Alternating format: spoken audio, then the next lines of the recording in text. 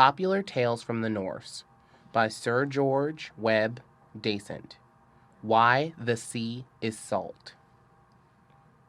Once upon a time, but it was a long, long time ago, there were two brothers, one rich and one poor. Now one Christmas Eve, the poor one hadn't so much as a crumb in the house, either of meat or bread, so he went to his brother to ask him for something to keep Christmas with, in God's name. It was not the first time his brother had been forced to help him, and you may fancy he wasn't very glad to see his face, but he said, "If you will do what I ask you to do, I'll give you a whole flitch of bacon." So the poor brother said he would do anything, and was full of thanks. "Well, here is the flitch," said the rich brother, "and now go straight to hell." "What I have given my word to do, I must stick to," said the other. So he took the flitch and set off. He walked the whole day, and at dusk he came to a place where he saw a very bright light. "Maybe this is the place," said the man to himself. So he turned aside, and the first thing he saw was an old, old man, with a long white beard, who stood in an outhouse hewing wood for the Christmas fire. "Good evening," said the man with the flitch. "The same to you. Whither are you going so late?" said the man.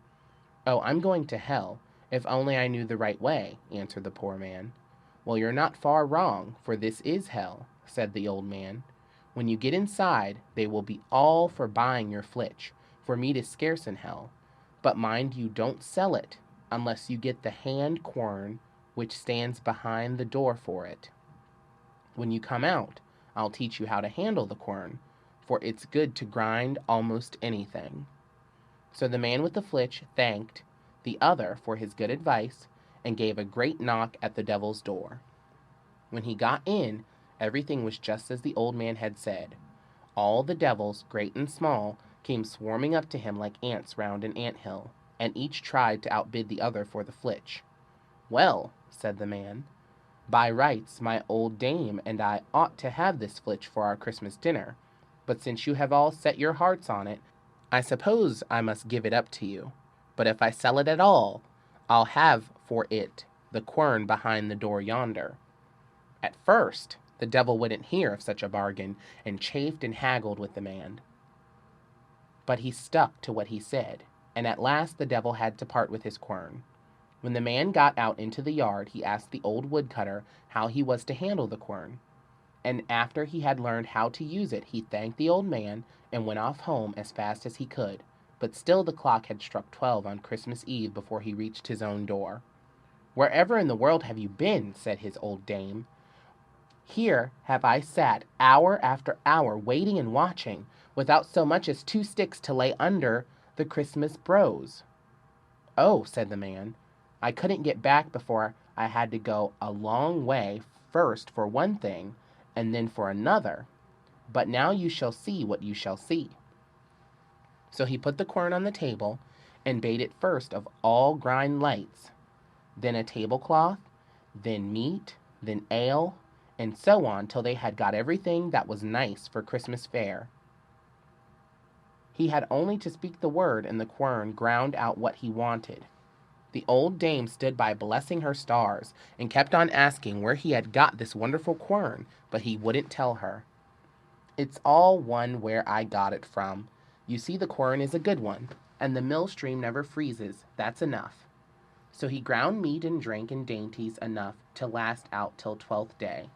And on the 3rd day he asked all his friends and kin to his house, and gave a great feast.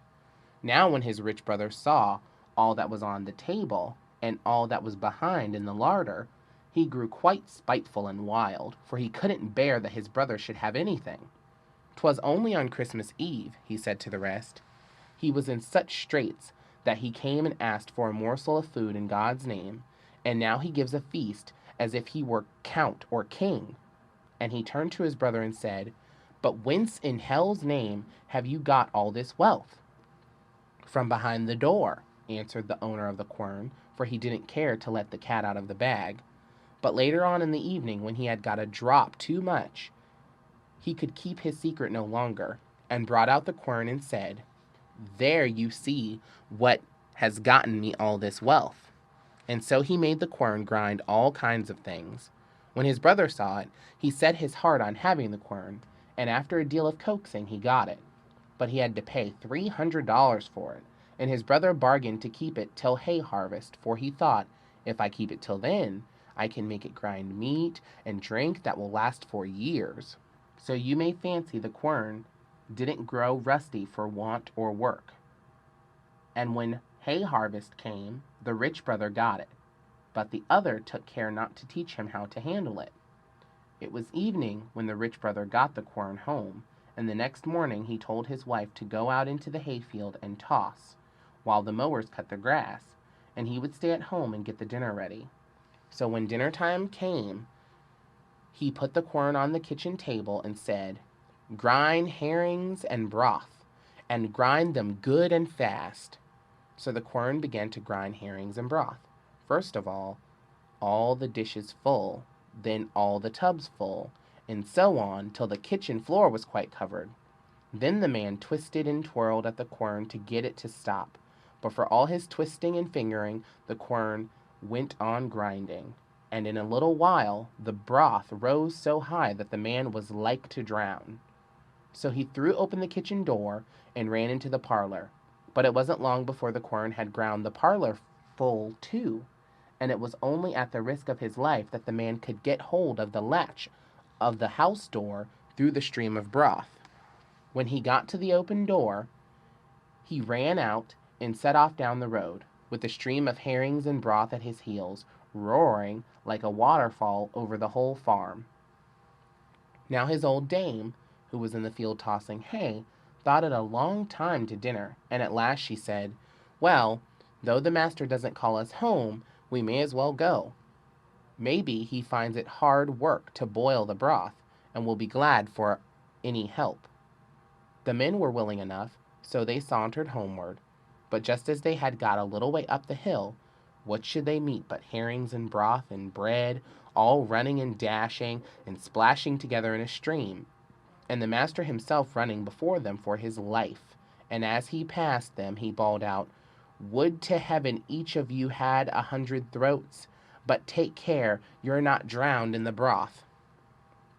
Away he went, as though the evil one were at his heels, to his brother's house, and begged him for God's sake to take back the quern that instant, for he said, "If it grinds only one more hour, the whole parish will be swallowed up by herrings and broth."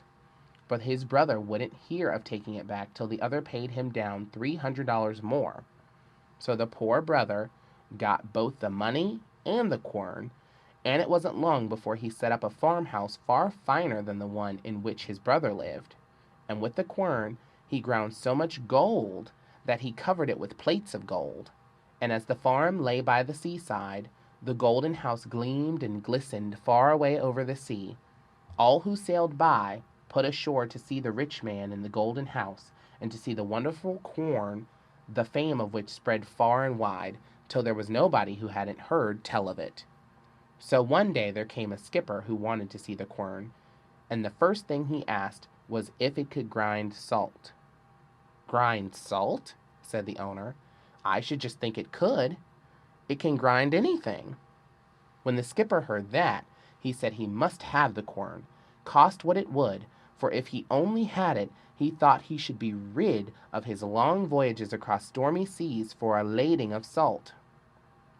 Well, at first the man wouldn't hear of parting with the quern, but the skipper begged and prayed so hard that at last he let him have it. But he had to pay many, many $1,000s for it.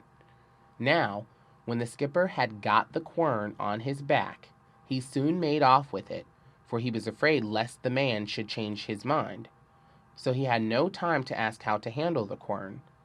He got on board the ship as fast he could, and set sail.